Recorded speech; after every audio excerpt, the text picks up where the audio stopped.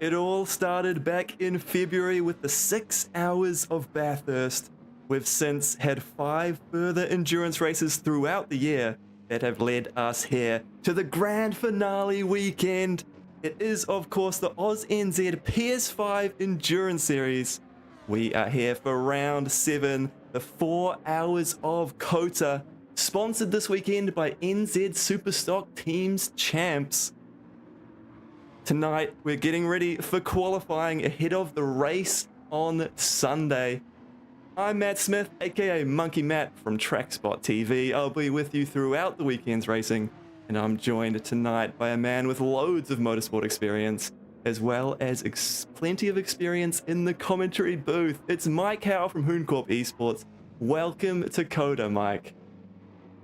Mate, thank you very, very much, Matt. It's a pleasure to be here. I've been really enjoying the times we popped along and had a bit of a chin wag during this AUSNZ series, and boy, it certainly opened my eyes and throughout 2025. I'm looking forward to it. I'm also looking forward to the NZ Superstock Teams Champs in February next year, 2026, on the 7th and the 8th.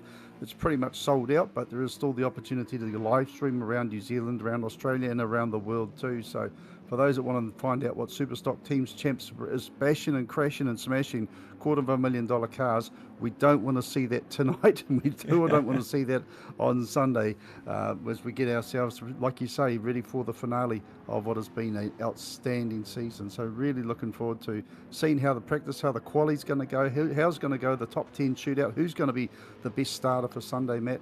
And boy, oh boy, we really have had some really big movers and shakers, lots of strategies during these endurance races too.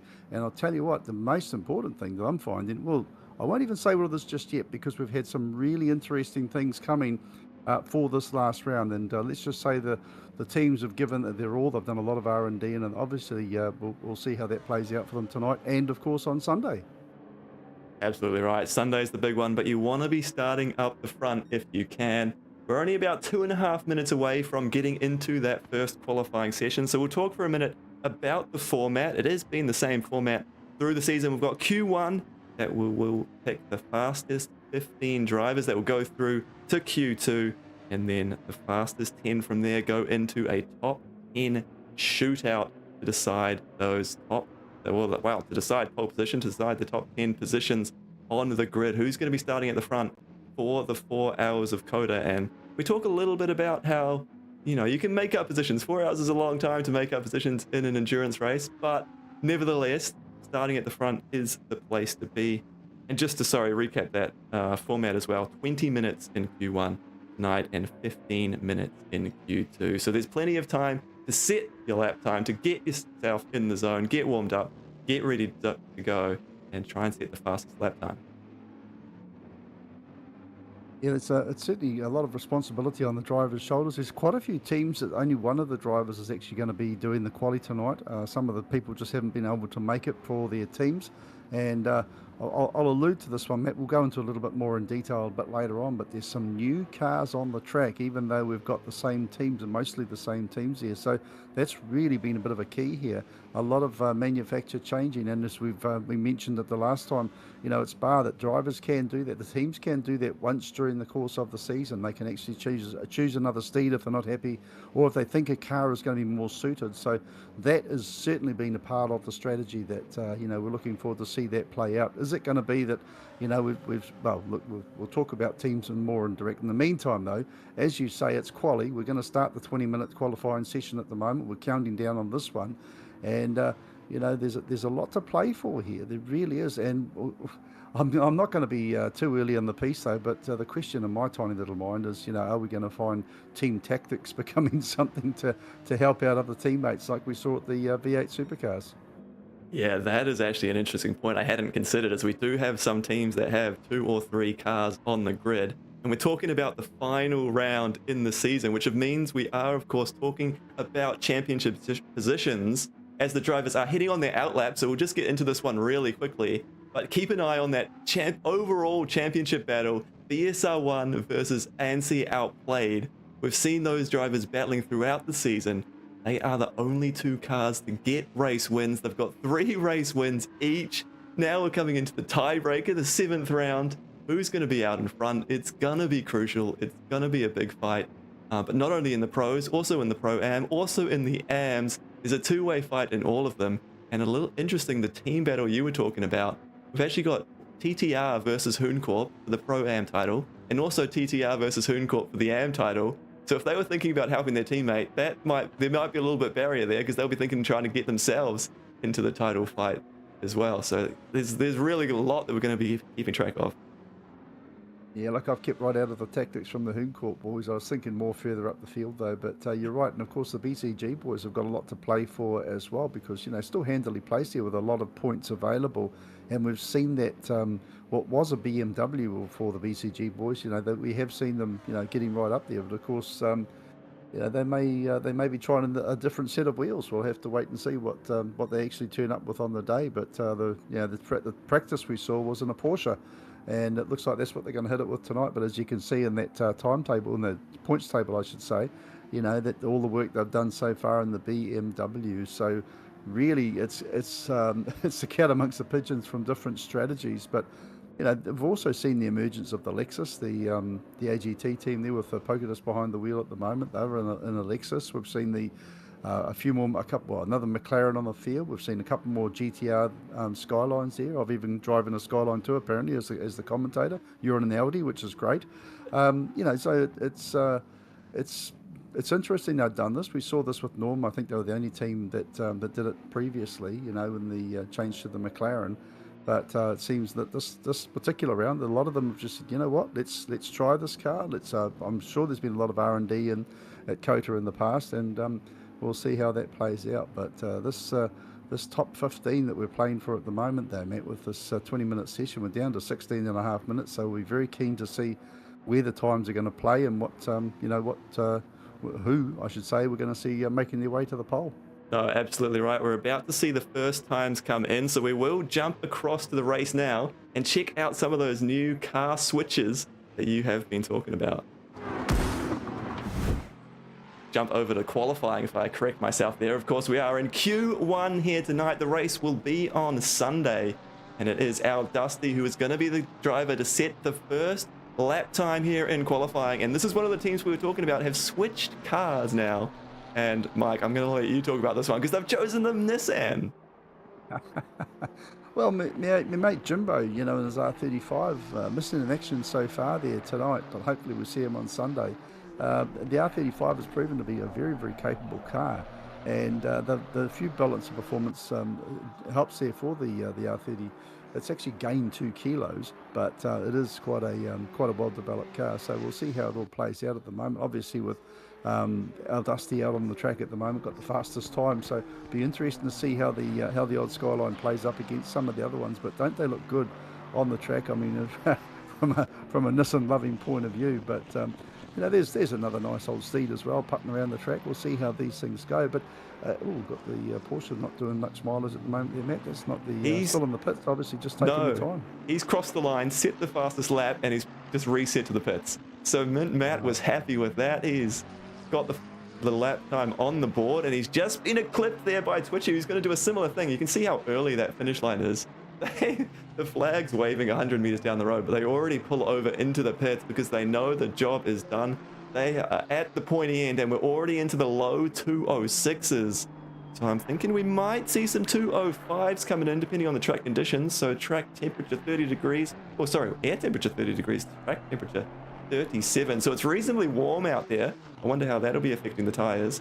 But already the lap times, and there it is. This is what I was talking about. 205.6. Jeesh has set the benchmark in the Aston, and that is a statement for the championship leaders. And Jeesh and Captain Muffin have just been the epitome, haven't they? They've done such a good job. But, you know, these guys weren't the outright contenders most of the time. It's been strategy that's really been their strength in this team. So, and you know, they've championed the Aston Martin. And a lot of people said, you know, it's probably not the car to pick, but by crikey, right at the front of the field, they're doing a cracking job. So it will be good to see how the BSR team go on this one. BSR 1 with Jeesh and Captain Muffin, as you said, the first car into the 205s. And let's not, you know, mess around. My best is an 11. You know, I'm a slow, crusty old man. I thought I was doing pretty good. I almost got into the 10s, but, you know, to see these guys doing 5s, you just sit back and think, man, I must have been towing a parachute. But I really am impressed with the pace that we've seen from these guys so early in the piece. But again, Matt, I go back to the story that, a lot of the teams have actually changed cars, and they haven't done it willy-nilly. They have spent an awful lot of seat time in various formats and configurations with their car to actually do the bang for bang, do the one time against the other time. So in real time, they're really trying to get the best they can in this round, and that's what AUSNZ's been really known for, is very calculated drives, very clever drivers, and boy, we're lucky to have such high quality caliber of driving. When we sit back and say, oh, Dog, Simon Bishop, one of the best in New Zealand, he's got to work, and he has been having to work. He's teamed up with Mint Matt, and currently, can you believe it, they're in 4th place after a 6.5. That's a very, very good time. And we can see Smitty out there in the 37 car at the moment, going around currently in 7th place on a 7.1. So, he's out there, and he's a very, very, very contagious person. I say, Scotty, because Smithy, I should say, because he really does want to see people do well. He's happy to share information. He's happy to share, little texts and things and technical notes and all that sort of stuff. Not just to his team. He helps other teams out from time to time, and then if they are blatantly going down the wrong path. So that's exciting there for him in the Hooncorp And one up into car. 5th with that lap. Yeah, you can't be upset with it. Just gone up to 5th place. So that's very good for him. A 6.6. So very good there. And it's funny though, Matt, when you see the cars go straight to the pit, so after they've done a time. I mean, I was just going to talk about that, actually.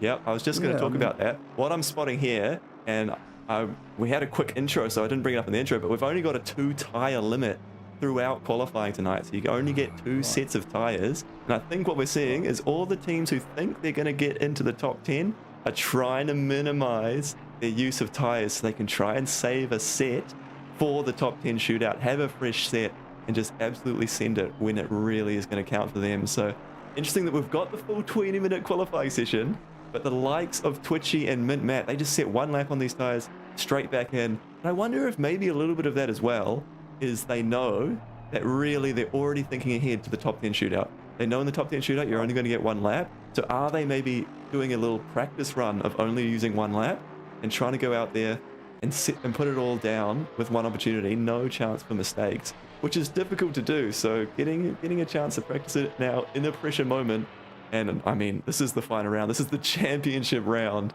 There is not going to be much more of a pressure moment than this. No, correct. Absolutely spot on there. And yeah, it's very interesting. But on that note, it looks like Mint Matt's actually gone back out there now. Said that I'm not happy with 4th place in the Porsche, and said, we're going to break the cover of the pits and go out there and put down another effectively 2 more laps on those tyres, because they have to get out there and do the out lap and then of course the flying lap. So it'll be interesting to watch the progress of the 4th place car number 1. And we'll see if that is the case. So Mint Matt looks like he is behind the wheel at the moment. So we'll see, if it can be done. I mean, obviously to co-drive with someone like Cy Bishop, you're not doing too shabbily, are you? That's a pretty good outcome. But again, just that time from Geesh has just been such a good time. No one's got anywhere near it. The only car in the 5 so far, and we're counting down to sub 10 minutes now. So watching this beautifully turned out little Ferrari doing the job at the moment. That's a nice little car, and currently in 8th place to the PRT car. So that's one that they'll be working pretty hard there. Metal Steel and Stone Harbour, both the PRT1 boys, and the Ferrari 296. And that just sounds good, doesn't it? The 296 GT3. Of course, all the cars GT3 configuration here with AUSNZ. So COTA, have you actually driven COTA much yourself, Matt? I haven't really had a chance so far, but how does this track work for you? Is it easy? Is it hard to tame? It looks very technical. No, it's funny you were talking about doing a 2:11 when you did a few practice laps around here. I did a 2:12, and so I thought they were not going to be at this pace at all. 2:05 already is absolutely flying around here, but it is a track I actually really like. I know some people it's not their favorite, cough cough George, but I think there's a lot of different elements here to try and tackle, particularly through the S's section can be so difficult, and we'll see if we can stick with we're sticking with Metal Steel and see if they carry on with another lap here, because this is the section coming up that really, in qualifying, I think this is going to play a huge role. In fact, it's also going to play a role in the race in terms of track limits through here, trying to navigate these S's, carry the momentum through the corners without sticking over the limit. You can see they use those curbs quite a lot, perfect shots, of just riding over 2 wheels over, but you can't take it too far because you will pick up the track limits violation. If you invalidate a lap in qualifying, that's it, done, and that one's not going to count, and you only get 3 strikes in the race. So over 4 hours, you don't want to be going off the track. You will get a drive-through penalty. I'll be keeping an eye on that. We've also got big curves to contend with. So down into these hard braking zones like this corner here, the big sausage curve on the inside. How fast is turn 10? And then you see turn 11, I mean, Yeah. it's not a 90, it's just about a 180. And how tight is 10 leading into 11? And then, of course, you've got this long straight coming down there like that now. I mean, it's one of those things. And you're dead right, it's very hard on track limits. And I'll just reiterate, too, I said I haven't done a lap round here. I haven't done a lap round here in quali setup. I just had a car on full tyres and, you know, and just good tyres. And it was full gas, I should say, and I didn't have it in quali. So I think I could have probably done better than a 11, to be fair. But I take my hat off to these guys. I certainly couldn't be doing 8s or 9s or even 5s. So it's astounding. But he's really got through that section quite nicely, though. Just watching the Ferrari, it looks very planted. I mean, you've seen the apex to apex into this left-hander here, and now you see him around the this long right. This is like a double apex corner. You've got to try and pick that one up. Coming down there now, he'll come into out of there to come into 19 here. This left-hander, which is the penultimate corner here at COTA, and there's a short little straight. You barely get the car to straighten up. Now you're starting to think about the last left-hander here, and then of course coming in. Oh, he's going to come into. He's going to throw. No, there was a mistake just there. Watch the car come in the pits. Yeah, he was off the lap. He was off the road there, so he made a mistake through 19 and aborted that one. And we watched it happen. You were talking about how it sort of you have to wait just before you straighten out, and he was on the power too early, drifted wide, and that's going to be that lap done. Just keeping an eye on some of these drivers and trying to work out who we might who we might see getting dropped out of the session. Of course, Q1, only the top 15 make it through. Nismanath talks about how he doesn't quite fancy a qualifying session. He prefers a race format where he sort of gets into the groove over a longer stint and can move up positions. We've often seen it this season.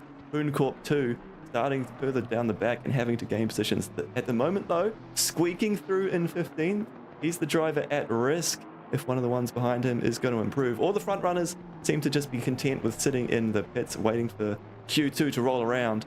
We'll keep an eye now on these battles at the back. Actually, before we start talking about these battles, we've still got 6 minutes left in qualifying, a bit of time for these drivers to get about 3 more laps in. Before we talk about that, if we want to make some predictions for later in the qualifying session, we've got some predictions in chat. But Mike, what do you think is going to happen? Who might we see out on pole at the end of the night? Well, I don't know, mate. I'll be honest with you, because I don't know who with what because of the change of the cars. You know, there's been so many vehicles. I'm really intrigued to see how the BCG boys go in the Porsche, and then of course BCG2 Noodles and Norm, who jumped in the McLaren last round at Spa. So that was all. They've got a little bit of R&D with that car. But it's a dark horse, the one car. There's no doubt about that. And I'm a little bit of a fan of Sidog, and I think that these guys have taken a big step. But the introduction, like you can see on the screen there, of the Godzillas, the R35 Skylines, look, I don't know. I mean, that's what's really cool about this. We watched so much of this racing through this year, the AUSNZ Series, and it's been fantastic. But at the moment, I've got absolutely no idea at all. In fact, it's not a Bimmin Skyline. It's an Aston. I got the wrong car. But the 732 car is looking sharp there too, for which was that's Rafa, I think, behind the wheel. But yeah, I'm not sure, mate. I'm gonna say, keep an eye on the one car, the Porsche, because I'll be keen to see why these guys have changed, and it certainly, it won't be because I've just felt like it. What about yourself? Who do you think might be shining? Well, I have to say, Defiant Motorsport, our Dusty's looking strong there for the Pro-Am team. So if we're going to pick for the class win, he's definitely looking pacey, and they were so quick in the previous round. But early doors, I think it's probably going to be the championship. I mean, it sounds like a boring pick, but the championship contenders, Geesh versus Twitchy, I think that's going to be the two we're looking for at pole. I saw Twitchy doing some quick laps in the warm-up earlier, so I think he's going to be ready to go. That might just be, he's a few tenths down at the moment, 6 tenths down off Geesh on that first lap, but that is just based on one lap. I think he's got more pace in him. And yeah, I mean, any of those top runners could jump up there, but possibly championship fight. We've got in chat, Matt Donetti, our Dusty is the dark horse for pole or a front row. Massive steps recently. I mean, that's exactly what I was talking about last round, right? He got the overall podium. Well, that team got onto the overall podium. It was a mega drive from them. They've actually one of the teams that have switched to Nissan. So you keep talking about the car advantage. Last round we had 6 Mustangs. That was the most popular car when we were at Spa. This time we've got 6 Aston Martins. It seems to be the most popular car. Yeah, and just 2 Ford Mustangs, and we've included 2 extra Skylines. So, and others, obviously, with the Porsche now coming in there with Mint Matt and Psyduck. And of course, we had a Porsche at the last round, which hasn't shown so far. So this is a little bit of a shame. And we don't have Jimbo in the R35, which I understood we did have a driver earmarked with Jimbo to team up and do this last round. So hopefully we see them on Sunday. Not sure if that's the case, if they are going to qualify, or what the rules and regs and tribulations are. But yeah, it's going to be interesting. Also, just I noticed on the overall spreadsheet that the 12th position car there, which is OTR Markle in the Mustang, actually did the purple sector of stage 1. So they're the fastest car for stage 1, but they're not actually. They're back in 12th place, so they are in with a chance in the top 15 at the moment. And as you said, the 15th place now, was with Nismo, but it's actually moved. He's dropped down to 17th place now, not improving his 208.2. So the 15th place now is Naked Blade in the R35 Skyline. So you start to wonder and ask the question, if Nismo had actually jumped into a Nismo, would he be in 15th or faster? So I'm just saying that I'm his dad. I can. It's all right. Get away with Blue Murder. No, but, we've got Aston Martin at the front and Aston Martin rounding out the back of the field at the moment. So that's interesting when we talk about car performance and which car's going to have the advantage. I think the balance of performance seems to be working quite well at the moment. I mean, 4 different cars, car manufacturers in the top 4. It's awesome to see that. We do use the low fuel motorsport balance of performance. So they do have different weights added to these cars to try and even it out on a per track basis. So it's real detailed what they get into. And as we head into the final stages of qualifying, you can't really be thinking about switching your car now. It's all just about what can you do in these final laps. At the moment, it would be Naked Blade, Nismanath, Rafa, Hammer being knocked out in Q1. So if any of these drivers able to produce something in the dying moments to try and jump up the field, we'll try and keep an eye on it, as we're about to see Water Arrow cross the line and start another lap. They've finished this lap if they manage to improve. Doesn't look like it this time around, but they will have time to start this last flying lap, see if they can get up the order, because 15th, I don't think it's looking safe. No, quite right, and it's interesting too. I had a quick look at the BOP that you were talking about there, and the Skylines. The Mustangs actually gain. They have a weight advantage given to them by being a little bit heavy, so they have some weight taken away. And interestingly, the biggest gainer is actually the Mustang. It has 30 kilos. Sorry, the Lexus has 30 kilos taken away, so it actually gains, a little bit on that side through the BOP. So it's a funny way that it goes about. I just saw in the background, I saw the Lexus have a little bit of a problem. That car's gone into the pits, which is a bit of a shame. So just mentioned it about it, and that's the car on the bubble of 15th place, which is Poquitas in the AGT1 car with Isaac Fogg also driving that car. So yeah, Nismo's got to get his skates on this one. He's in 17th there, 208.2. Has he improved? Oh, he does improve, but it's still only 16th. He's still in the drop zone, unfortunately. And where did we see? I saw another car. Oh, I'm getting the numbers, unfortunately, are mixed up, so I'm just lost who that was, but crossed the line and improved, I believe it was. And in fact, that is going to be the time limit reached. Is anyone else still on a lap? Water Arrow looks like they are in the Nissan, but at the moment they're going through. So is that 7? I think Hooncorp 3 still on a lap here, so they're going to have time. You can see the max wait time is long enough that they'll get around to finish the lap. Can Hooncorp 3 try and improve there? And I believe Nismanath might have even had time to start one flying final lap. Everyone else waiting in the pits for these two to see if they can jump up the order. So at the moment, remember, top 15 going through to Q2. It would be Hooncorp out, CST, BFO, Hooncorp 3. So the 2 Hooncorp drivers out there still with the dying moments, trying to improve, hoping that tire wear hasn't played too much of a role. They've burnt a little bit of fuel at this point. They'll be a little bit lighter. Track temperature staying steady at 37 degrees with optimal conditions. As now they're into the final sector. In the lap times though, Matt. And we're talking a 207.777 to a 207. Nismo's on a 207.777 in 16th, and it's the 207.762 for Poquitas in the Lexus, which has gone back into the pits after having a little bit of a spin. So he's got to gain not much, like literally not much. It's absolutely tiny. So just a nanosecond or a blink of an eye, and you can be a position up. But hey, it's early days, and like we've actually mentioned before, that for some reason, a lot of the teams, and it includes the 137 car, for some reason, they just don't seem to really worry about the starting positions. They seem to, work too their way much through and curb. try and get a podium. Hopefully they're not Not too worried ideal. about the starting position, because that Not is the end of the ideal. lap on the final corner, gone. And I talked about those sausage curbs can catch you out. Just bounced over the, so unsettled instantly. Car's gone. Yeah. And that is maybe just cracking under the pressure, trying to gain time through the final corner, maybe watching the Delta, whether they're improving. There's Nismanath cross the line, and he goes 13th. Nismanath is through and kicks out AGT1, kicks out the Lexus. Oh, by this, look at the gap, 15th to 16th, 0.002. There is nothing between these cars. And what a qualifying session that. Oh, wow. You love to see it. I got to give him a clap because you'll hear it. That was awesome. I mean, he was actually not that worried about it and saying, "Oh, I don't do too well in the qualies, and I'm not really haven't got my head around COTA." And he's doing the only driving at the moment because Dub True can't get here tonight to share the same rig, which is what they do. But that's cool, That's I made a little bit of a bit of fun there for him, and at the end of the day, but like you also mentioned, though, a lot of the other guys sat out, after doing only a few laps, and those guys have done a complete session, so. Those tyres will certainly be the worst for wear, and I think he'll be needing to cool them down a bit, and a few others will be like that as well.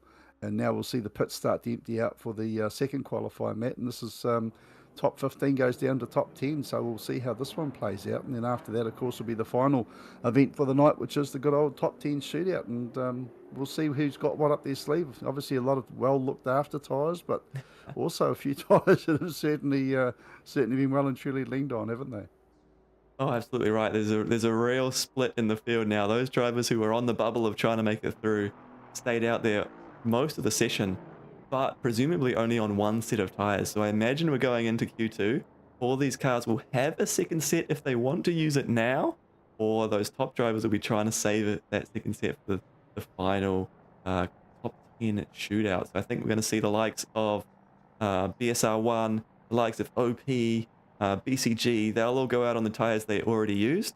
And someone like Nismanath, who just spent the whole 20 minutes on the same set of tires, they might strap on a new set and see if they can really move themselves up the order here in Q2. But yeah, that was Q1, and it really came down to the wire there. The small margins, crucial margins though as well, for someone like Hooncorp 2, fighting for the AM Championship.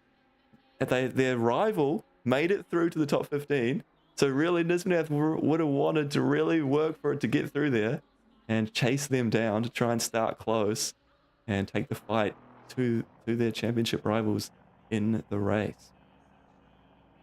Yeah, so he's going to go out there now in the 137. Thinks it's cooled down enough, and we'll see how this plays out. What's really, excuse me, what's really exciting here is the outlap is really, really important. And I mean, we saw in the previous 20-minute, this is only a 15-minute session. We saw in the previous, how quickly the teams got up to speed, said, yep, that time will do.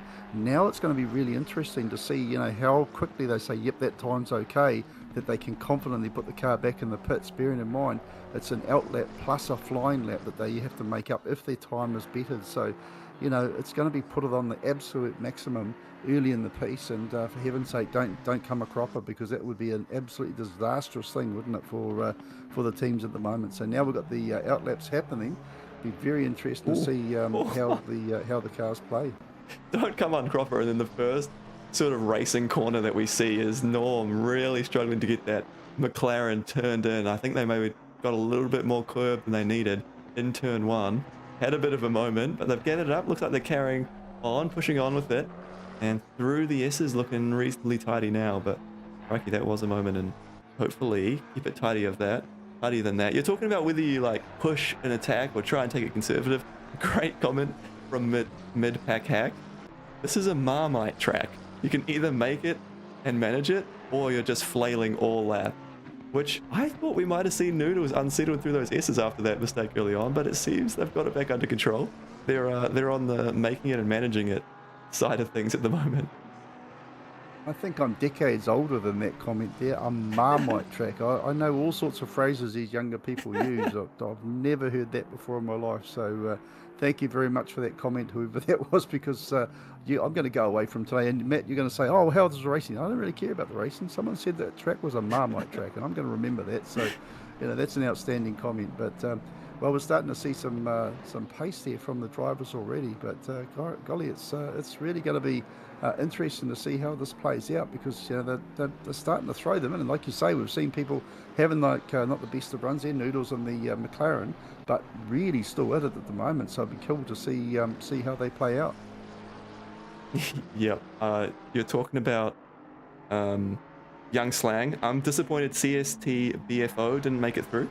Car number 6-7, they were eliminated in Q1.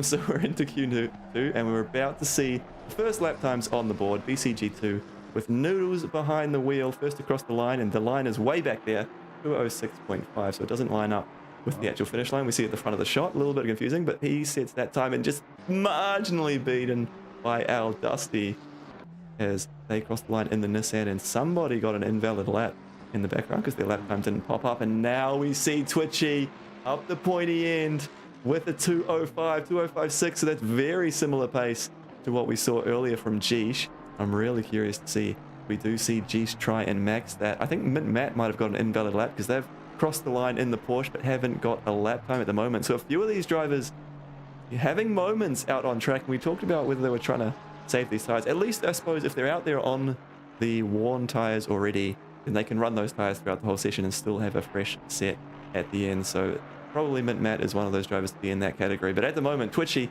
with the fastest time by a long way, as Smitty now goes to P2. So the Pro-Am drivers really taking the fight to the pros. And just we see that time now being eclipsed by, of course, Geesh making himself known in the Aston Martin as well. So Smitty in third in the Aston, and Geesh in second. So times are really starting to come down. They're really starting to show their intention, these drivers. This is not to stop saying outstanding, but it really is a cracking pace, nice and early. Do you go into the pits? Geesh has gone into the pits, done the time. Same too as Gordo on the FT SC2 car, another of the Astons. He's said, yep, that'll do. I'll pop it in the pits from 7th place. That's brave, Matt. That's very brave. Yeah, from 7th is bold. So I wonder if maybe they're thinking about maybe just a mental reset, go out for another lap at the end. There's still 8 minutes in the session, so it's a long enough session that you can do something like that. But yeah, curious. I wonder if they've used their second set of tires and they're trying to save them. I'm not sure about that. I wouldn't be sitting there. They are 2 seconds away from Twitchy's pole lap time. I was predicting that you'd need to be a 207 to get through, so they're in sort of the mid 207s. I think they're going to need to improve a little bit. Some of these drivers are coming. For example, Mint Matt, we're expecting Mint Matt to jump up the order, and they are able to complete this lap. Just looking at some of the other drivers here, there's quite a few drivers who haven't got a valid lap time yet, isn't there? There's sort of 6 drivers there. Yeah. Oh, sorry. Well, of course, we're talking about the top 15, so there's 4 drivers that still need to get a time on the board. I would not be feeling safe in 7th. There we go. Here's the Porsche up to 6th place there with Mint Matt. So it's not staggeringly fast, 206.8, but in the top 10 at the moment as positions stand, and still Twitchy and the Mercedes there. The fastest car on the track, 205.6, 205.9 there for Geesh. So that's a cracking time there for Twitchy and the OP team. Of course, Matt McEwen as well. So that's interesting. And the Mustang too. We're not really seeing the feature at the moment for the Mighty Muzzy. Remember, they actually have a weight advantage thanks to the OP. They do lose a little bit of weight, so they might be a bit of a chance here. And we'll see how the Aston is going to go. Just having a look and seeing what the 37 car there from Smitty just gone through with a still in the 206.3. So that's not to be sneezed at, to be fair. He has put in a stonking time. Just the 205s in front of him. And of course, this is just where the top 10 cars will go through. This isn't the top 10 shootout, just where the top 10 cars are going through. And there's Chipperton there in the TTR car there, the first of the Ford Mustangs. And then we move back to the one of the Astons, and looking very, very good there, Geesh. In fact, he's going to come through and see if he can improve on his time. No, stays in 2nd spot at the moment there, but 205.9, so not to be sneezed at. Like I said, old fogey like me, I'd be rapt to be doing something sub 10, but we sit back and say, oh, 5.9, is that fast enough? Well, yeah, it's certainly looking pretty good at the moment. And here Still is the waiting man for who, Nivmo to actually yeah, get a lap 2 there, Matt, because he started 13th fastest. Obviously, from the top 15, he's down in 16th place. I don't quite know how that was. It hasn't gone through. No, well, yeah, well, he hasn't got a valid lap time in. That's how that works. And he's going to make another That'd invalid be lap time. why. Oh, look at him bounce over those This is curbs. shocking. Oh, he's interrupted the car behind as well. And it has just not gone well for Nismanath, making it through to Q2. All the celebrations, maybe he celebrated too hard with that last I minute think he's going to squeezing bolt through. the good tyres on, mate. I think he's going to bolt the Oh. good tyres on and come back out swinging. That's the best he can do at the moment. Like you said, he's been off a bit of gas and nothing to lose here. So good chance to try and go through to the team, put the new tyres on, do whatever you have to do, and then get it back out there would be my thought. But we'll see. I mean, does it benefit him to save the tyres? It's only the quality tyres. It obviously doesn't affect the race tyres, I don't believe. So I'll just about bet money that's what he's going to do. I can't see it here from him at the moment. So. I wonder if he's got some admin duties to do right at the moment, because I'm seeing 15 cars setting times and Nathan still hasn't set a time. So I think someone's gone out there not realizing that they didn't actually make the cut, because it should be the top 15 cars. So there might be a couple of question marks around that one. And we know that Exactly. Nathan is, of course, one of our heroes, organizing the series, making this whole thing run. But he's in the car as well.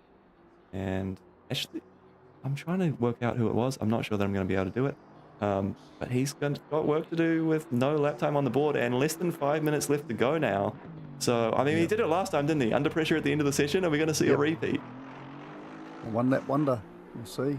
We'll see. At the moment, 4.5 minutes left to go. The drivers that would be eliminated: AGT4 in 11th, PTR South currently 12th, FTSC2 13th, and Jimothy Payload in BCG5 14th. Hooncorp 3, it might have actually been Hooncorp 3 that was eliminated at, so you might have to have a little bit of a talking to his teammate there, but they're starting at the back at the moment. And then Nismanath also looking like he'll be eliminated, which when he's trying to race against TTR Eastside, currently sitting up in 7th position for the AM title, that's going to be giving his team a lot of work to do in the 4-hour race on Sunday. Yeah, that's right. And he's missing apexes too, just missed that one by a country mile. So, but this is technically an outlap, so we'll see if he can put it together for a fast one. But just want to shout out again to the team from NZ Superstock Teams Nationals down in Palmy on the 7th and 8th of February. It's going to be an absolutely fantastic event, and they've actually got on behind us and put some real hard money on the line and said, here you go guys, we want to see this event successful, and give us some shout outs, and that's what we can do. But like I said, the event is all but sold out. There are still some general admission tickets available if you want to go actually to Palmy in February next year and go and attend the event, but more so the live stream is readily available around New Zealand, Australia, and of course around the world. And it's a lot. It's a massive 2 days or 2 nights of action at Palmerston North Speedway there, the Robertson Prestige track. And if you haven't been to Superstock Teams, even watching it on TV, even watch something on YouTube before you think about buying the tickets and or buying the live stream, because it really is a sight to behold. So just want to say thank you very much to the NZ Superstock Teams, of course NZ Fluid Connectors around New Zealand and Australia. So they're the big supporter of the Teams Nationals, and they've actually said, hey look, we're going to get behind the AUSNZ thanks to NZ Superstock Teams, and here we are with a fantastic sponsor helping us out. Rightio, so it looks like we are counting it down there, Matt. 2.5 minutes to go before the top 10 is sorted out, who's going to go through to the shootout, and we're just waiting to see if we can see any improvement at the front, although we do now have 3 205s, 205.652 there for our Twitchy, and the mighty Mercedes is our fastest car. Then we've got a 205.690 for Geesh and Captain Muffin in the Aston Martin, and a 205.907 for Al Dusty in the Nissan GTR Godzilla. So that's interesting, because you only had the 205 in the first one. We were trying to find our top 15 cars, and now we've got 3 of them, Matt. So the pace has certainly got faster. Oh, it has. They've dialed it in. They've found the limit of those cars. That front battle is going to be spicy in the top 10 shootout. Look how close it is, 0.038. Nothing between our championship rivals. Although, well, that's, excuse me. while that's going on, we've also got Al Dusty in the mix up the front there as well. But while that's going on, we're looking now at the drivers who are going to be eliminated at the end of Q2. One of those is Nathan. The big story in Q1. Can he repeat his efforts and squeeze through at the end of Q2? It's looking reasonably good. A little bit tidier than maybe his previous laps. He's kept it in the track limits so far and absolutely needs to do that, but it doesn't quite look perfect. It's not going to be a personal best.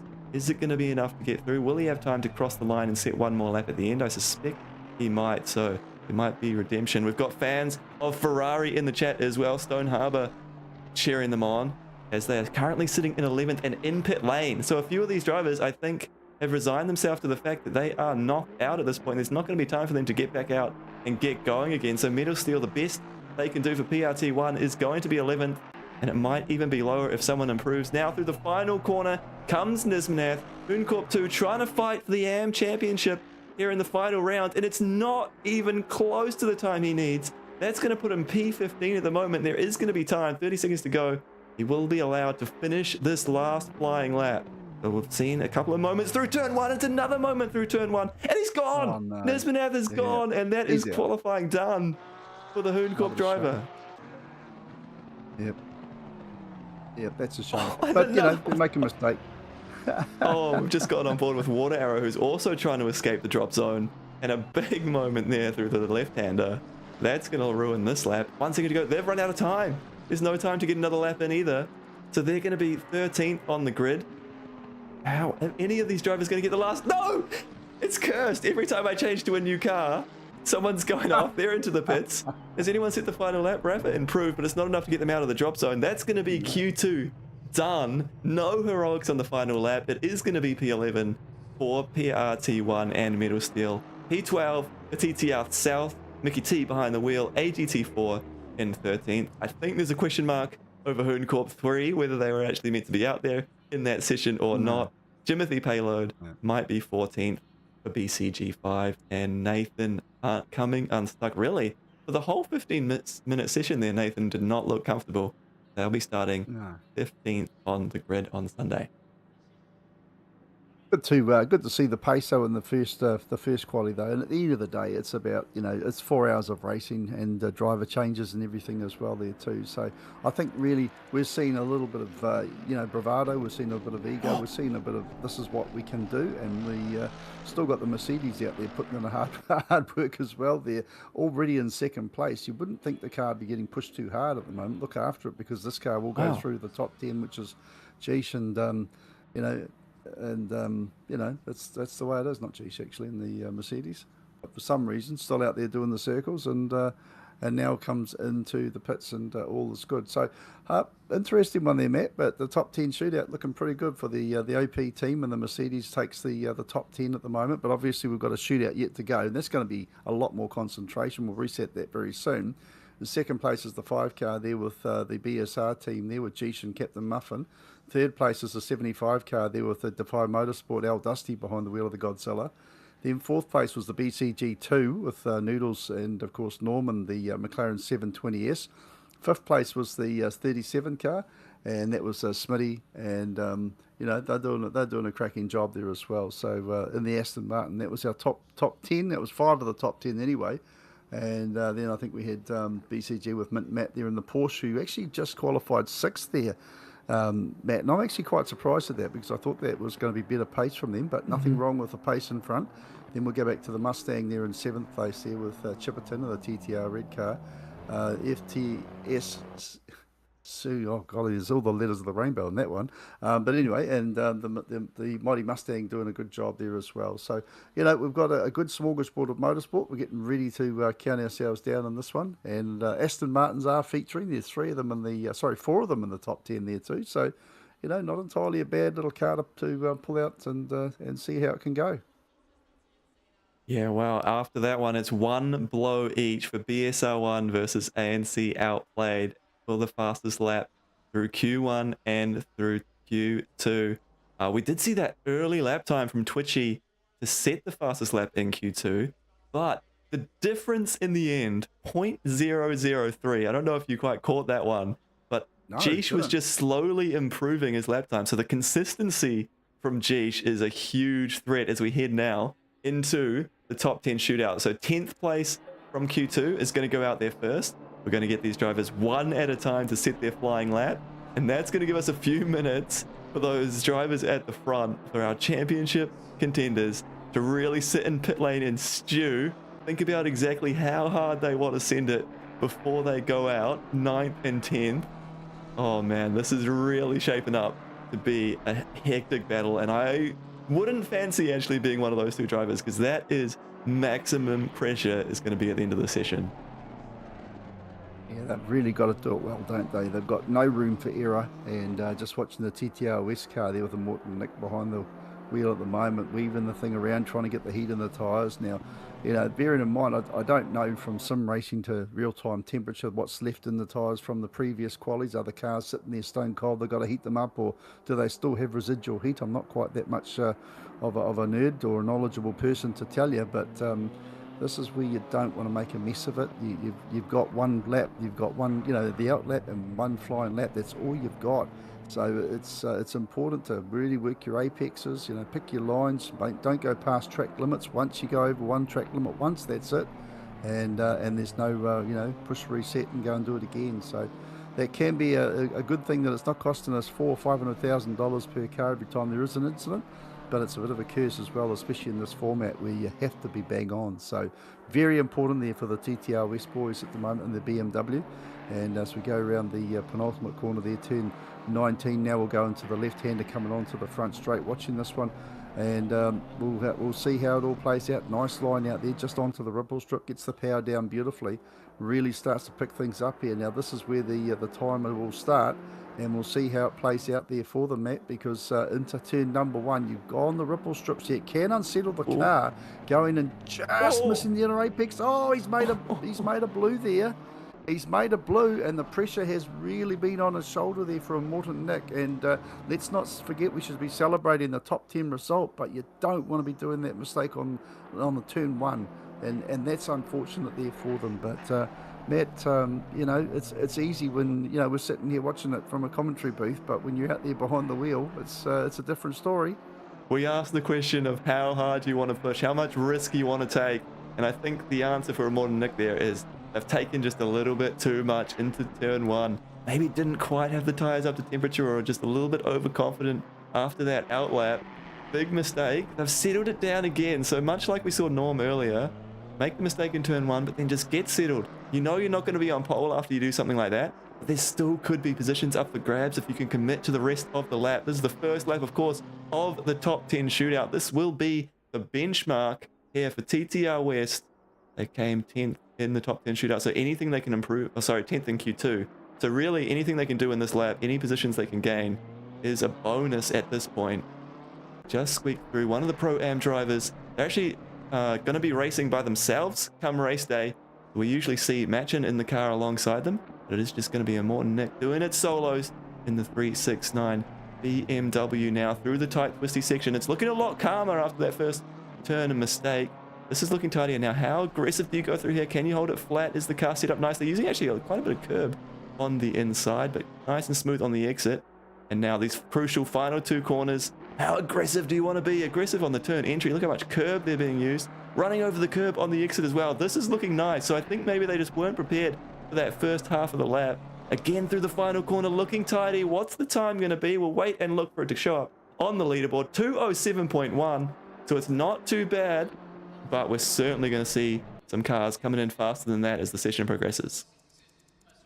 Well, it's lap 1, turn 1, and that's where, you know, you've got to be really careful. So yeah, it's looking like we'll see improvement, but of course, in order to see the improvement, we have to see the car improve, and you know, it can end up being a box of chocolates in lap 1, turn 1. But now we'll move our marquees from BMW. We'll go to the American car, the Ford Mustang, coming down to the penultimate corner on the warm up. So OTR with Markle behind the wheel.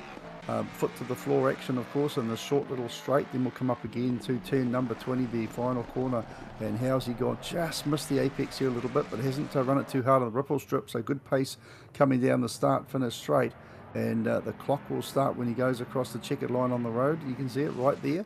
So now the clock is ticking. We'll see how he goes in turn number 1. We saw the BMW make a mistake. You're also running the ripple strips very hard, but bang on there for the ripple on the apex. They're beautiful in an inner apex. Gets it nice, a little bit narrow there on the left of the right hander. Comes into the right hander nicely there. And this is a very technical section, this one, with all the flip-flops, and the concentration levels need to be really, really high as he goes through this right hander. Now there's a short straight coming up here, very, very tight left hander this one as well. Really got to make that one as straight as you possibly can. Beautiful little curvature this one. And now the left hander again, and another tiny straight coming up to the this is turn 10, I think it is. Yes, it is, as he comes down towards the hairpin. Well, it's more than a hairpin, turn 11. And really, really straight lines it over the ripple strips here for maximum braking. Has he picked the apex? No, he's gone wide. There's a bit of time and that he could have been in the bank, but unfortunately he's dropped it on the curb. Down the straight now, really winds up this Mustang. 13 kilos lighter thanks to BOP. So the Muzzy, not a bad little machine to get behind. Made the top 10. Can he improve on the 207.1 there from Morton Nick in the BMW? Again, hard into the braking area for a massive 90 left, this one, Matt. And now he's going to start wrapping up the end of this one with this very technical section, mate. He's got a lot of work to do, but so far he's done a cracking job. And look at the use of the track limits as well, right over the curb. This is a driver who has been practicing. They've done their homework. They know what they can get away with on turn entry, braking it really out wide. Again, just using a little bit of that curb, but being careful not to get over those big sausage curbs. Oh, a little bit of a brakes. So maybe just not quite the right line there. I saw the brake lights flash on through the triple right-hander. Usually you're trying to take that close to flat. So that's interesting. I wonder if that's maybe just trying to rotate the car. It could be an intentional technique here, but yeah, trying to keep it as fast and flowing through there as they head through the final corner. And we'll get a look at the lap time now as they come across the line there. It's going to be right at the end of the straight, and it's actually a little bit down, so 3/10 down, and they've lost a position here in the top 10 shootout. Yeah, 207.5, but that actually looked like a really stonky nice line into turn number 1 and fast through the whole sector. So that just tells you how good a job it was from Morton Nick there in the BMW. So at the moment, second fastest there for Markle in the Mustang, and certainly not a bad performance. That's a great drive. So we'll celebrate that one. We'll celebrate it with both hands, no doubt about it. But now we move again, a different marquee. Now we go to Gordo in the FTSC2 team, and Gordo in the Aston Martin. Oh, he's gone and made a mess of that one. Oh, he might be off. Oh, my goodness. And that was close, would have been close to track limits. He had to back off to make sure that that didn't trigger an invalid lap there. And that turn 1 proving difficult here at the Circuit of the Americas. It's just one of those things, isn't it? I mean, you think that you've got it all nailed. We've seen some cracking times coming, but unfortunately when you go out there and just go a warm-up lap, and if you haven't got enough heat in the tyres and things like that, but you're right about the track limits. I mean, that looked pretty plumb have gone over, but let's hope it's a kind section of the track. Nonetheless, Gordo's making that Aston look pretty nice. Now he's making up for some lost time. There's some bang on works on the apex as he comes into turn 11 now. The absolute almost 180 here. Again, smashes the apex perfectly, runs out to the ripple strip, winds up this Aston Martin. Very, very quick little car, and he's trying to make up for his mistake, and we all make mistakes, let's be honest. Coming down that long section here, he's top gear and sixth gear, hard onto the speed, almost into the limit, and now he's hard onto the brakes into the 90 left, and it's even more than a 90.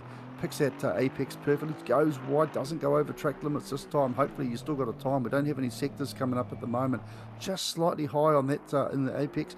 Again on that second part of the right-hander. Now he comes through the left-hander here, and it's just such a technical track, this part of COTA. It's so easy to sit back and watch it. Now we go for the triple right-hander you talked about before.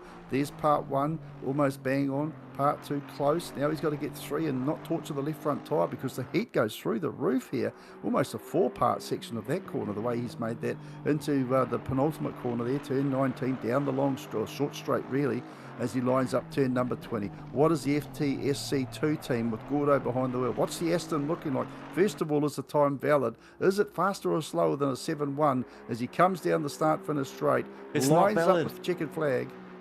He's not got a time on the board. It wasn't a valid lap, so he did invalidate it, and that would have to be the first corner. And that is going to be 10th place for Gordo, unfortunately, who I will say that graphic said Pro-Am, but if we look in the lobby there, he is showing in the AM category. And Gordo, with 5 screaming kids at his house at the moment, he might have a screaming adult, because that's got to be frustrating.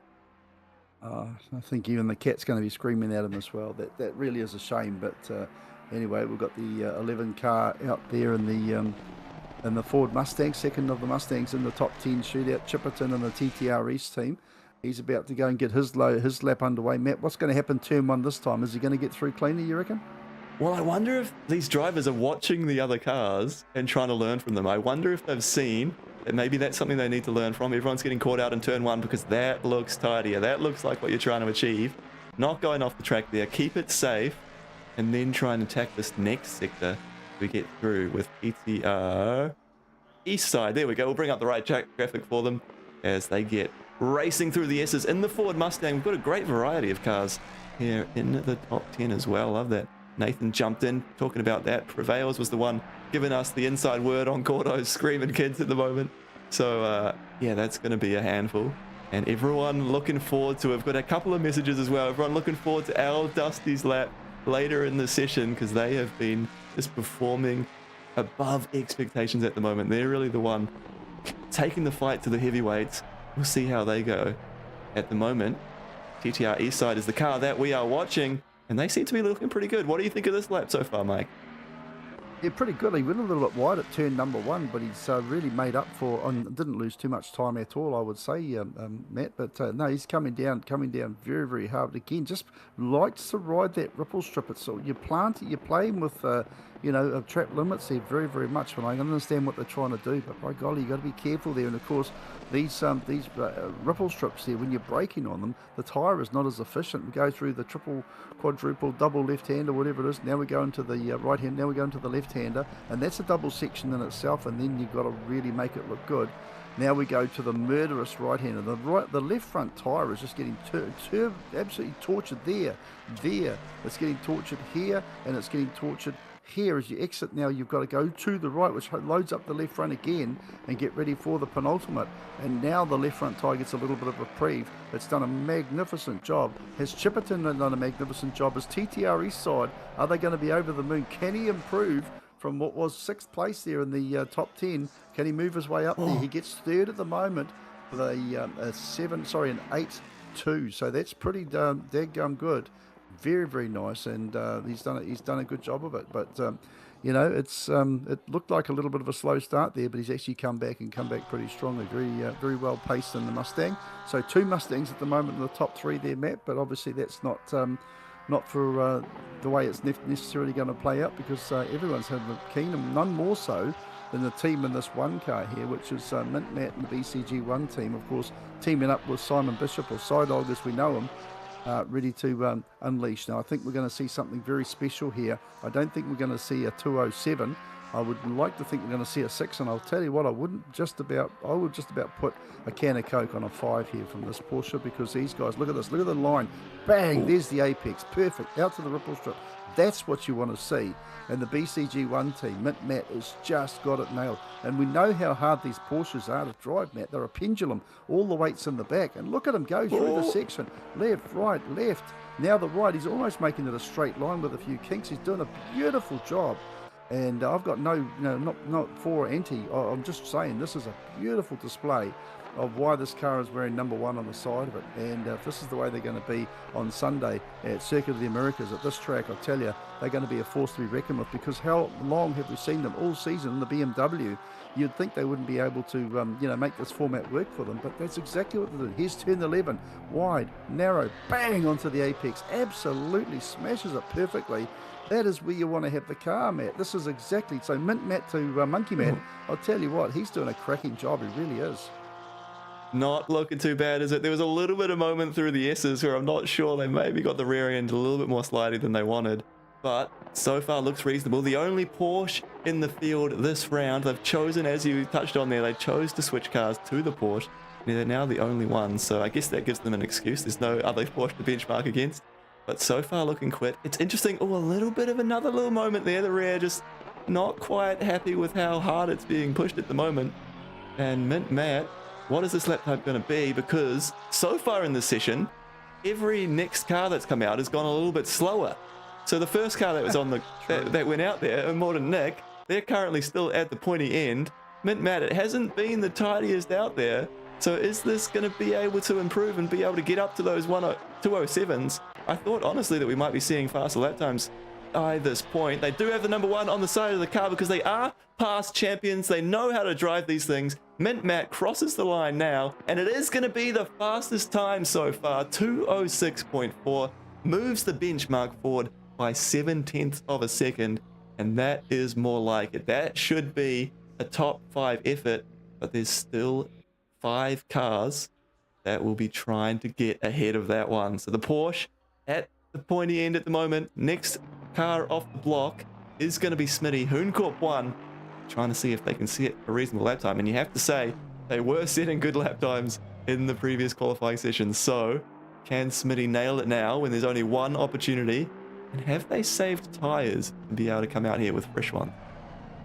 Well, that's a good question, and I don't know if they actually changed tyres because, like you said, they've only got 2 sets for the whole qualifying process, and Smitty's a very astute little peddler, this one, so he would have probably thought, we'll keep the good ones up our sleeve no matter what happens, even if we don't make the top 10, because if they do, he'd want a brand new set of boots, so I wouldn't be surprised if that's what he's wearing at the moment, but he really is making it look pretty dadgum tidy, not a shabby little performance, and ready to set himself into the path of setting a great lap time. There he goes, down the start-finish straight again in another of these Aston Martins, and boy, like you said before, we've certainly gained a few there today, and nothing wrong with that. We welcome the side of the old British popular machine, hard into the left-hander, bang on the line, absolutely where you want to have it there for the Aston. Goes a little left, comes to the right-hand side now for 2. Then the long part of that session, he's got a line up 3 on the inside. There he is there for the flip-flop, straight into the right-hander, then the left-hander. It all happens so quickly here, and you've got to keep it on top. You've got to keep on top of your game and keep the car in the spot-on track position. Otherwise, it can very quickly go past track limits as you start lining up those ripple strips on the outside. And Scotty Smith, or Smitty as he likes to be called there, and of course teaming up with Ikatosh in the same car. So we'll see how 37 goes as he comes up towards the infamous turn 11, more than a hairpin. It's a cracker. It's absolutely bang. Oh, he just misses the apex if you don't get the micrometer out, but I'm not going to be upset about that, Monkey Matt, because that was a pretty daggum good start. What do you reckon for the rest of this lap? The Aston's looking pretty good in my eyes. Yeah, this is looking dialed in, isn't it? This is what we expect from a top 10 shootout. Smitty has shown up ready to fight for this one, and again, we're seeing, look at that use of the track limits as well.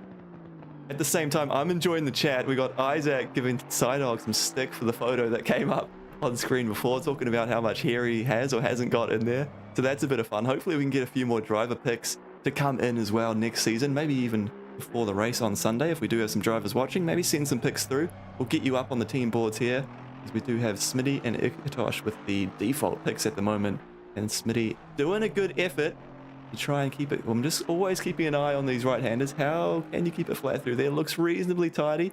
Running it out wide, has to get back to the right-hand side, get on the brakes. This is where you can end up going off if you're too aggressive, but it's just nicely within track limits. Through the final corner now, we're going to see what can Hooncorp 1 do here in the top 10 shootout. I think this should be looking towards the pointy end. I'll definitely be hoping for it. And it is going to be second place there, just 0.3 down off of Mint Matt. So it's a strong lap from Hooncorp 1. And I wonder if that changes the equation of some of these other drivers.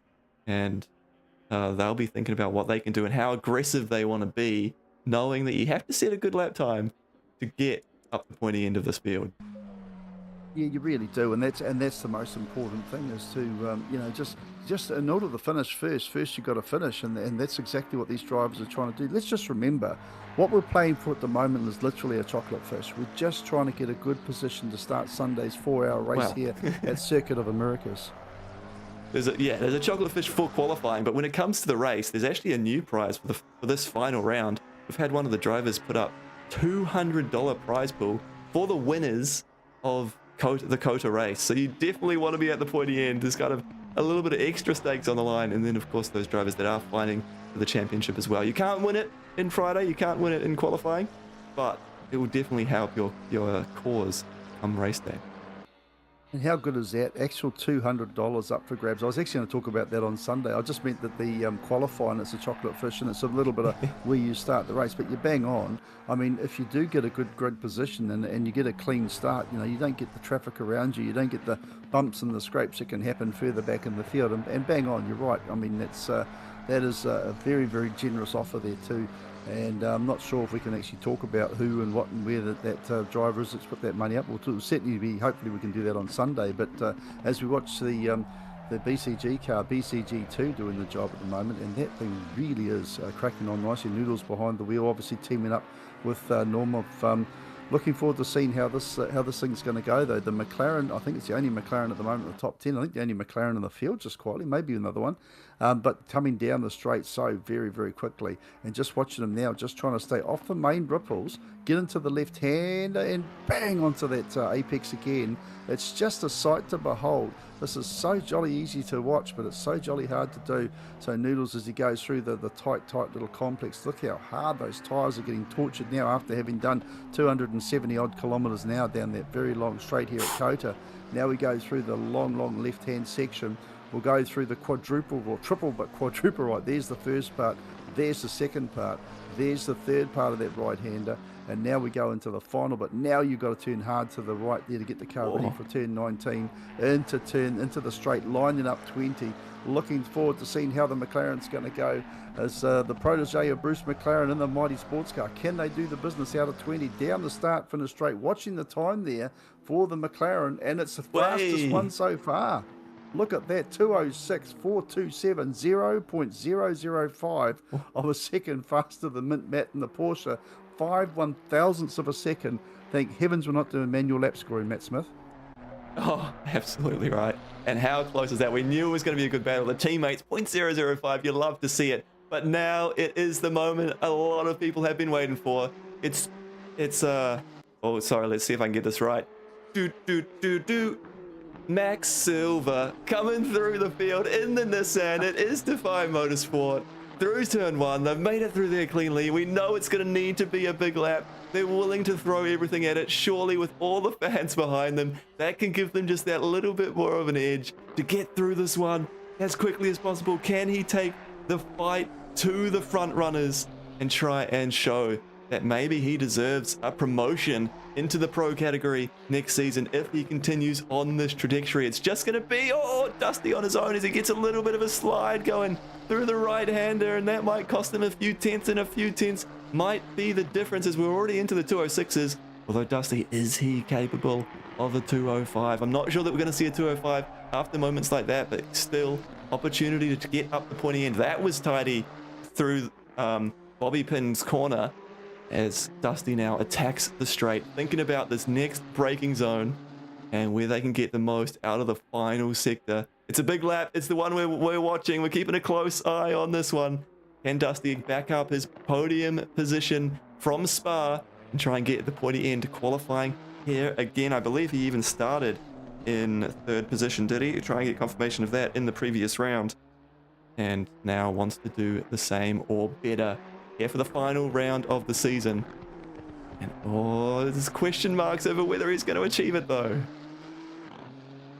Oh, he'll do fine. I mean, it's Defy Motorsport. It's our Dusty. He's not a myth. He's a legend. And I'll tell you what, he's doing a great job at the moment through the torturous right-handers here as he starts to line the car up towards turn 19. It looks good. It is good. It's a Nissan Skyline. It's an R35. He's gone wide. Let's hope that's not going to work against him. I'll keep my mouth shut if I have to. Out of the final turn, though. Down the straight. Let's keep an eye on 75. Is 75 alive? Was he stayed within track limits? Is he going to get a time?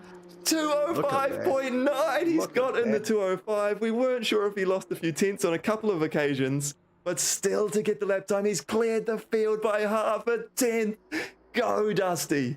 Go Defy Motorsport. What an absolute drive. And now there's going to have to be a mega lap to try and beat him. There needs to be no mistakes as we turn towards the championship contenders. First up, BSR1 leading the championship, coming into the final round. They want to be at the pointy end. They can't afford a mistake. And they really have got some challenges in store. Down into turn one. What can... is it Captain Muffin? I believe it's going to be Jeesh behind the wheel. We'll just might keep an eye on if that does update. It might just be I believe it's ACC trying to Jeesh, trick us. Yep.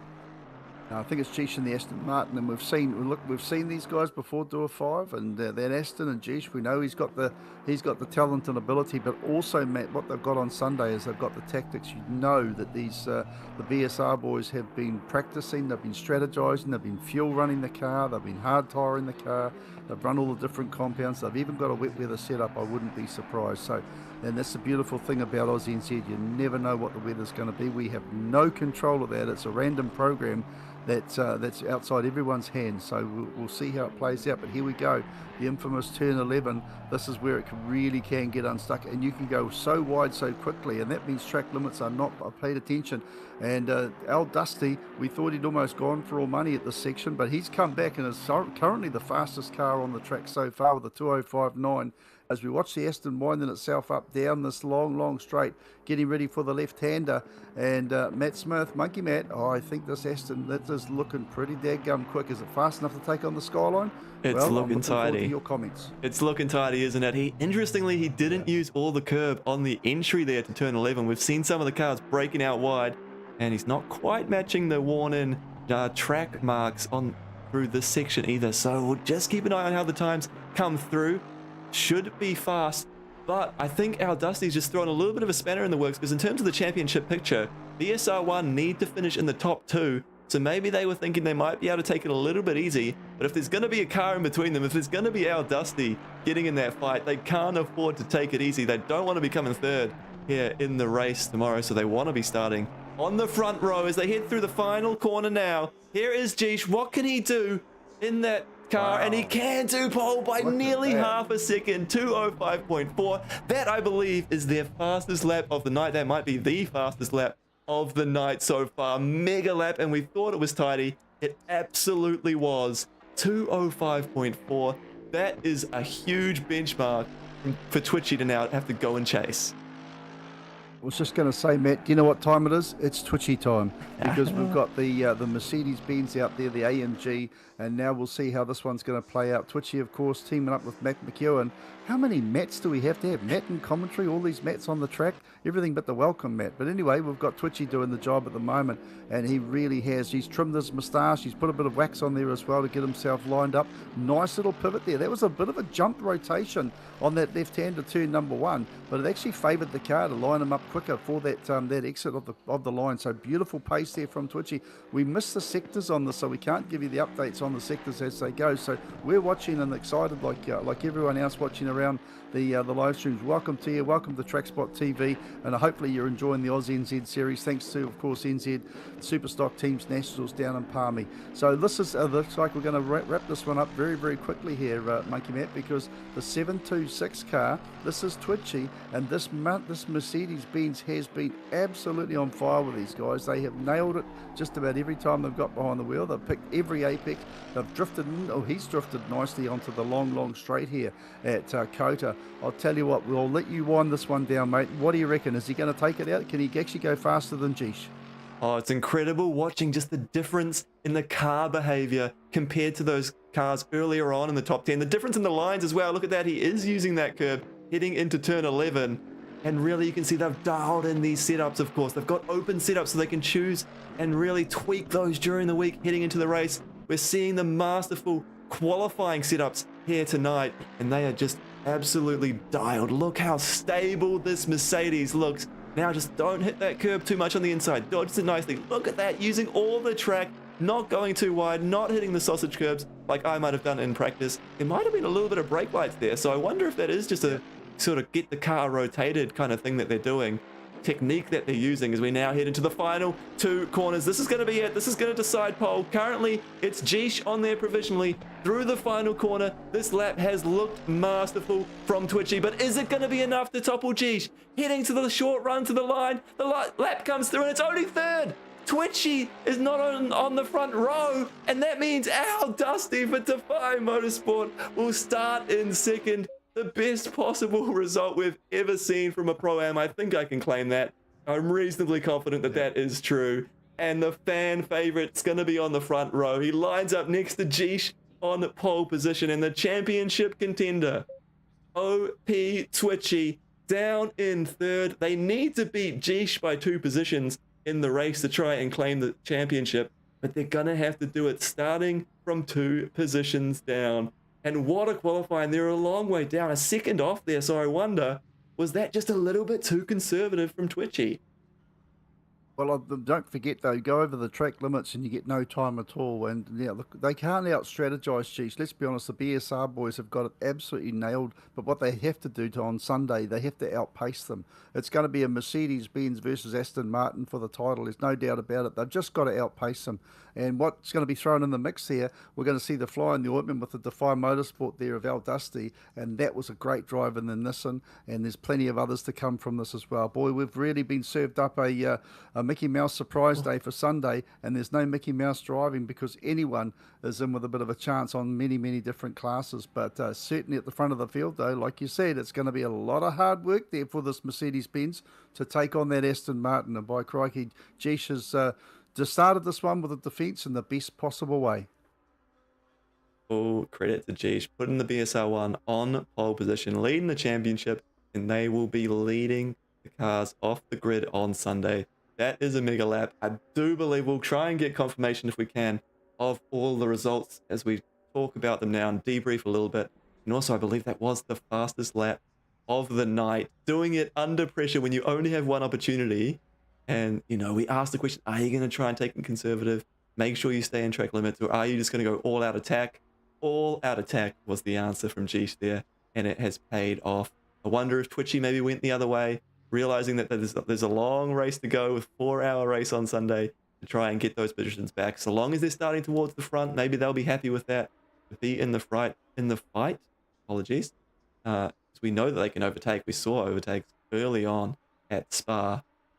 Man, that's how it's going to shape up, folks. That is the race, and Al Dusty on the front row as well. What a fairy tale story.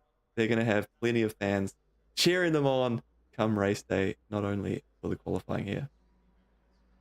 Well, that's a magnificent night there. I'm not sure if we're going to get a chance to have a talk to any of the top three, especially because especially Jeesh and Al Dusty, I know we've got quite a big following there, and Noodles in the McLaren. But you know, hats off to them. I mean, it's an easy thing to sit and watch, but when you're seeing them under pressure doing that, and to do the fastest lap of the race, the fastest lap of the night, 2:05.4. And just remember what that time is, because we'll see some very, very quick times coming on Sunday as well. I predict we're going to be having race pace of, you know, in the high sixes into the sevens, considering the cars will be full of fuel, and they've got to make those tyres last for a good hour and a half duration for the 4 hours. So there's a lot of tactics to play out on this one, Matt. So we'll certainly see how it plays out. But, you know, I'm very impressed. We only had the one car that exceeded track limits on that one, and that is under a blowtorch of pressure there for trying to do the best for your team. So commiserations for that. But for what otherwise the other 9 cars that have gone through have done an outstanding job, and there's been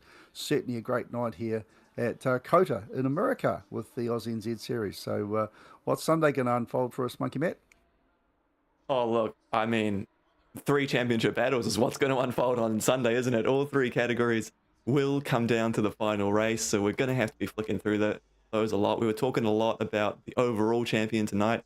Of course, we do have the Pro-Am division and the Am division to keep track of as well. Hopefully, we'll get a few drivers coming into the waiting room to have a little chat and an interview at the end of that one, particularly the sort of top position finishers in each category. If you want to jump in, or actually at this point anyone else wants to jump in and tell their story about how qualifying just unfolded, please jump into the Discord, into the waiting room.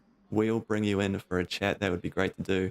But the other thing I do want to talk about, we're talking about Championship Sunday, and we're talking about how many fans Al Dusty has managed to earn over the last couple of races. I think one person that will be cheering for Dusty is actually the ANC Outplayed team, because they need to beat Jeesh. They need to beat BSR by 2 spots. So they need another car in between, and they'll be hoping that maybe Defy Motorsport's fast enough to be that car in between. If they end up being fast, if ANC end up being fast enough to beat Jeesh, they still need Dusty in between as well. So there might be, you know, we talk about sort of teammates helping, but they're kind of hoping for an opposing team to get in the mix as well. Yeah, that's right, and it makes it very, very interesting for Sunday. So, yeah, we'll look forward to what comes out of that one. I don't think we're going to see any supercar dirty tactics at all, but certainly can be that, if another teammate can help a team member to draft and save some fuel and keep the car in good feta. I mean, that's probably a sensible thing to sort of consider, depending on where the team is and what championship at what part. But 4 hours, it's a long, long way. All we've seen tonight is we've seen the quality of the field, brought down to our fastest 15, then our fastest 10, and then from the fastest 10, the positions we're going to see. But make no bones about it, we are going to be in for a championship battle on Sunday. And also, just want to take a quick second to shout out again our sponsor, NZ Fluid Connectors, NZ sponsored Superstock Teams Racing at Palmerston North. And just if you can see that graphic on the screen, it is the greatest show on dirt. It is like sledgehammer hitting hard stock cars and super stocks, I should say, that are well over $200,000 vehicles, and they drive them like demolition derby cars. Yeah. They have parts, they just keep turning them around. Also want to shout out to my sponsor there, Hooncorp Esports, who big part of Nisbo, and of course the team that put it together, and of course Trackspot TV, George, and even bringing your good self on there as well, Matt, which is fantastic. So it's a three-ring circus having a big sponsor that's actually paid the bill. So I just want to shout out to Bruce Robertson, the owner of pretty much all of Palmy, to be fair, but also the owner of the Superstock Teams Champs, who said, yep, we've put in hard-earned money, and we would like you guys to shout out that, yes, the tickets are pretty much all gone. There are a few GA tickets available. But if you've never been to Superstock Teams, you can get the live stream, and we certainly encourage people around New Zealand and around Australia as well on the 7th and 8th of February. If you want to come and watch something very, very different, a very highly polished and professional put together program production, especially for the live stream, a bit cheaper than flying over to New Zealand and watching it. But if you want to do that as well, then more than welcome to do so. So, yeah, it's been an absolute blast. And I actually see Bruce tomorrow night at Waikaremoana Park, and I know he's eager to find out how the racing's going to go, how the AUSNZ's going to go, and hopefully we can, we can find some more support for 2026, because it is a big ordeal from him and from those guys, and he sees it. He sees the growth that AUSNZ have had this year. It's not the first time we've had real money paying sponsors, and of course, as you mentioned before, Monkey Matt, that there's $200 up for grab, hard money, generously donated separately by one of the drivers there for who's going to win the race on Sunday. So that's certainly worth playing for in itself, and that's a very, very generous offer there as well. And we'll certainly talk more about that on Sunday. We sure will. There's going to be plenty to cover, isn't there? We're going to be using the whole 4 hours to try and tuck it off. I will say, just on the super stocks as well, I'm excited for Canterbury to be defending the title. I'm going to be tuning in and checking out how they go. They're 3 times running champions. So as a Canterbury man myself, I'm definitely going to be cheering for them. It's cool that we have that regional battle going down. But what we will do now is we do have some drivers waiting for some interviews. So we're just going to jump over to the interview room and have a little bit of a chat.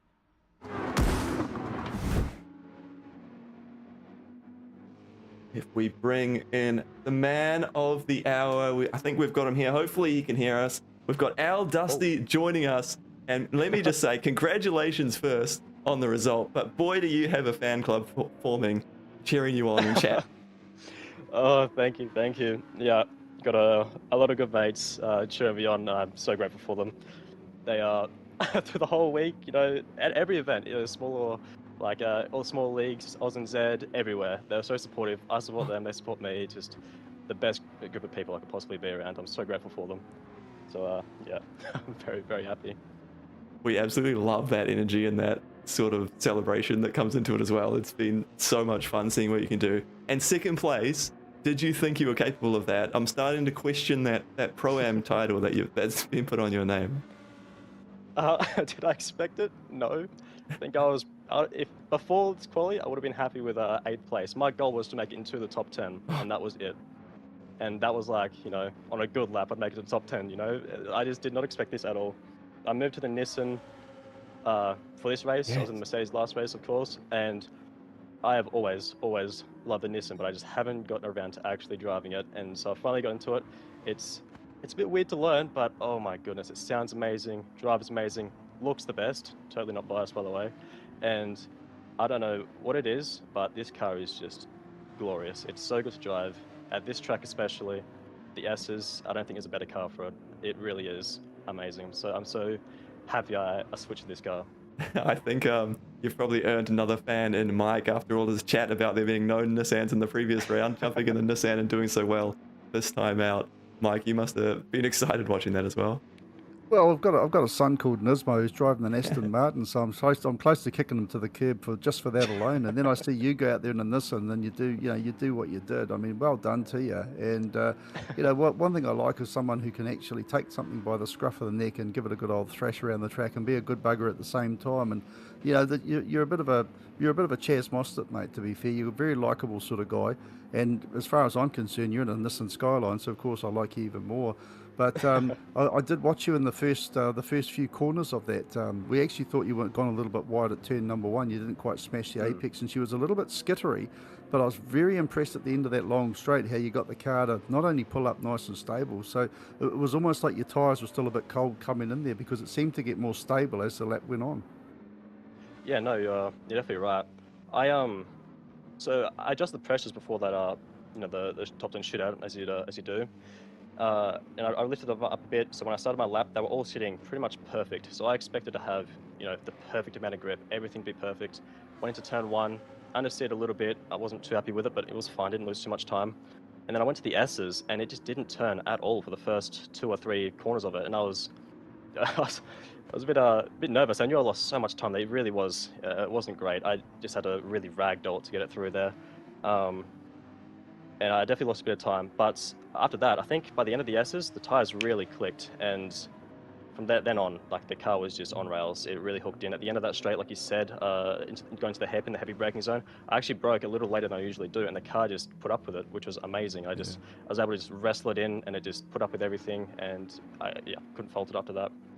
And So, those last couple of sections too, there are some murderously long corners, and I mean the thing just sat beautifully. In fact, even Monkey Matt was sitting there saying this could well be a very good time because we don't actually get the sector updates at the moment. Hopefully we can in the future, but to see you come through and be leading the table for a little while, it was fantastic too. So I mean, what's your strategy? And I'm not talking about giving away everything you're going to do on Sunday, but what's your strategy starting from there though, dear?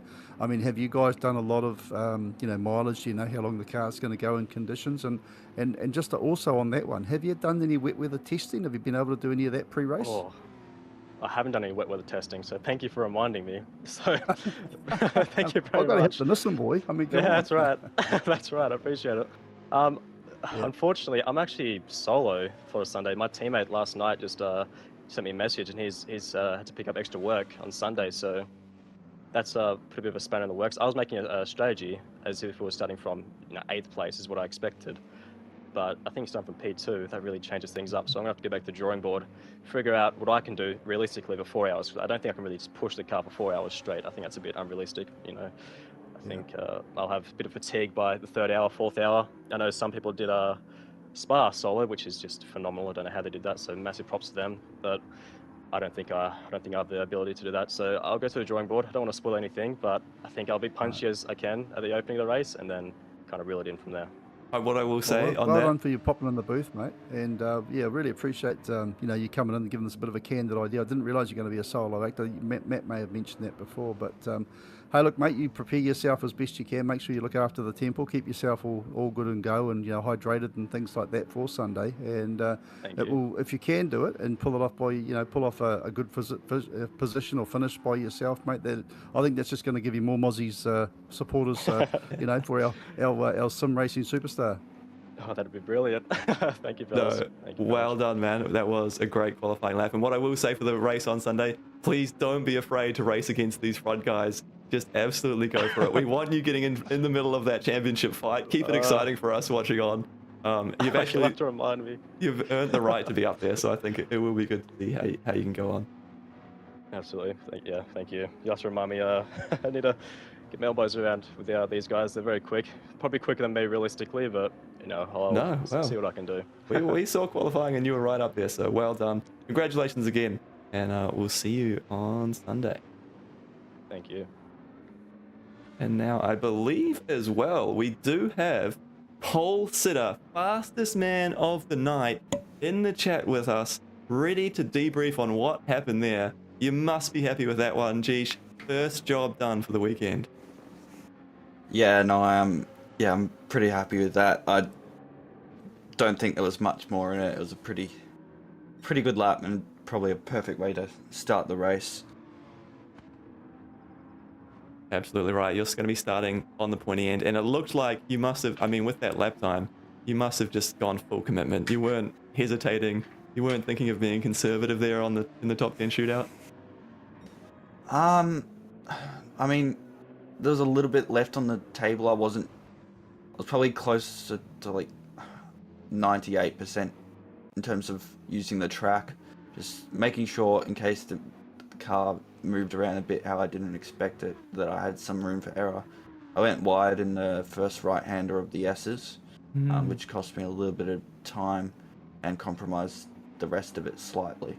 But I mean, other than that, the car felt pretty hooked up, so I was able to pretty much be roughly on the limit the whole way around without having to worry too much about track limits, because I could trust the car for the most part. It's scary for your competition when you get a pole lap and you go, oh yeah, it could have been a little bit faster. It still wasn't perfect, and he's going to be starting in the front row. How much of this weekend are you thinking about getting the race result versus getting the championship result as well?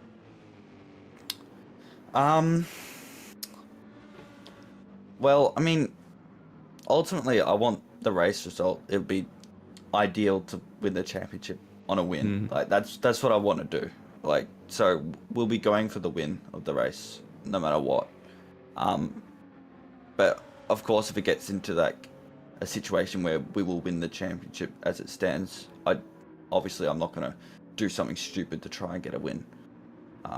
But other than doing something stupid to try and get a win, I think we'll try and do as much as we can to win the race, of course.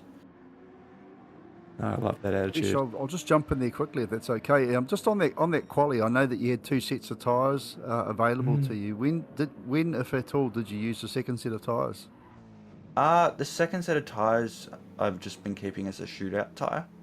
So Q1 and Q2 is when I was using the first set. Yep. Just do the one flyer in Q1, and then I can use the rest of it up for practice for the shootout in Q2. Yeah, and then I have a fresh set for the shootout. And again, I'm not trying to find all your secrets and all that sort of stuff, but I asked the same thing to Al Dusty. I just said, have you managed to do any wet weather practice? Because I know you guys are the king of strategies. We've watched you in the last few races. You haven't necessarily been the fastest outright car, but your strategy has just been absolutely brilliant. Have you had a chance to do any wet weather testing? I haven't, but Muffin's done some laps. But yeah, I haven't had a chance to do it yet. Right. But that's something I might do tomorrow. We'll see. And I mean, I'm an old fogey with grey hair and a fat tummy. At the end of the day, just what does it take for you guys when you you're leading up to one of these weekends? I mean, how many hours would you and Muffin, separately, how many hours would you have driven, on COTA, in your car, in trim, different setups, all that sort of stuff? And I mean, how many hours would you have been behind the rig just for an AUSNZ round? Oh, well, it depends really on how much other stuff I've got going on. Some of the other rounds I've practiced more than this one just because I had more time, but I don't know, it's like, by the time you add it all up, it could be like 10, I'd want to say hours, maybe 15, Wow. like in terms over the last like sort of 3 or 4 weeks. Wow. Okay, I'll let Matt finish, mate, but I'll finish with this. Just ask you one more thing. There's $200 up for grabs for the winner of COTA. Now, you guys are right up there with the championship. You very, very good chance in the battle. Does that come into your head at all that you think, I'll try even a little bit harder, I'll rag the car a little bit more, I'll try and get whatever I can get out of it? Or are you not thinking that $200, that's not a lot of money, I want to worry about the championship overall? No, I forgot about the $200. Yeah, I mean, we're going to be going flat out no matter what anyway. I don't think we're going to be leaving anything on the table anyway. So it doesn't change how we drive, but we're going to push as hard as we can for the win. no matter what, same as we've done every other race. Brilliant, that's what we I'll love to let hear. Matt finish up there, mate. Yeah, we've got a little tip from the chat actually, and I'm thinking ahead to Sunday already, which maybe it's getting ahead of things. You might not have planned ahead, but Geesh versus Dusty side by side into turn 1. How are you no. approaching the start of this race? Oh, I'm praying. I'm really praying. I don't know how much you know, but we have a bit of history. We always somehow come together. Mm-hmm. Even if it's just unfortunate, no one's fault. We've come together so many times, and it's funny at this point.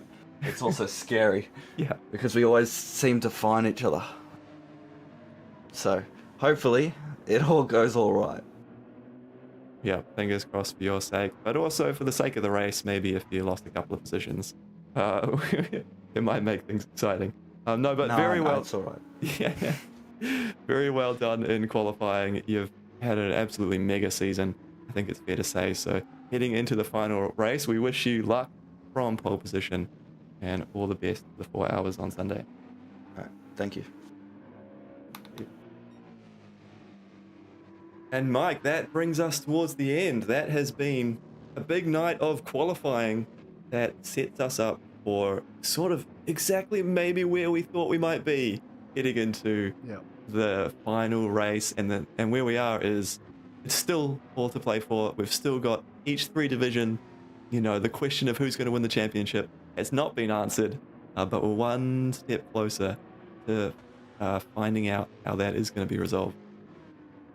Yeah, it's been fantastic. And again, I just want to shout out to TrackSpot TV, putting this broadcast together, just fantastic. And Hooncorp Esports for giving me a chance to have a squeak behind the mic and play with my old mate Monkey Matt, who's obviously a Glen Eagles supporter there for the Superstock Teams Nationals. And of course, again, big thanks to the Superstock, NZ Superstock Teams champs down in Palmy on the 7th and 8th February. Really want to get them behind them, guys and girls, so please support them, support the event, support the live stream if you want to watch 2 days of fantastic racing where you don't have to wreck your sim rig or have to worry about doing 4 hours solo or anything like that, or have you can have a wee break whenever you feel like it. And we very much appreciate those people that have got in and supported. And of course, I don't know who the mystery driver is that's put up that $200 real hard cash. We'll find out a little bit more on Sunday, but that is a real offer, real opportunity. And as you heard with Geesh, I hadn't even thought about that, he says, but yeah, $200 is $200, and that's pretty exciting. But that's it for me tonight there, Monkey Matt, I should say, Mad Max, Monkey Matt, and it's been a cracking night. I thought we were going to see something special. I didn't think we were going to do such a fantastic time, but it's certainly a lot to play for on Sunday. So by no means is this championship over. By no means is the juggernaut that is the AUSNZ Series wound out. It's still winding down. And Sunday, 4 hours of COTA. It's going to be a fantastic end of the season. We are literally in a climax. We're going to be hanging on the edge of our seat. You and me, Monkey Matt, we're going to be absolutely snorting steam and excited. And even though I'm an old fogey, I can't wait for Sunday. So looking forward to that one. It's been a pleasure playing with you tonight there, mate. You've done a cracking job as usual. I'm going to sign off, leave you to finish this one up. And again, thanks to all the sponsors and supporters. Thanks to everyone who's got on board. Thanks to Hooncorp Esports and TrackSpot TV. Without you guys, we wouldn't be able to do this. And of course, thanks to our wonderful sponsor. Take care. My name's Mike, and Matt, I will see you on Sunday. We will be seeing you on Sunday. The grid has been set here tonight. We know where all the cars will be starting, but that is all we have time for tonight. Thanks everyone for tuning in.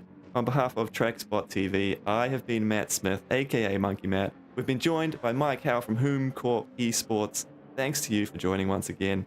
And we'll be back on Sunday, 3 p.m. New Zealand time, which is 1 p.m. or midday, depending where you are in Australia. Come back and tune into that one. But until then, stay awesome.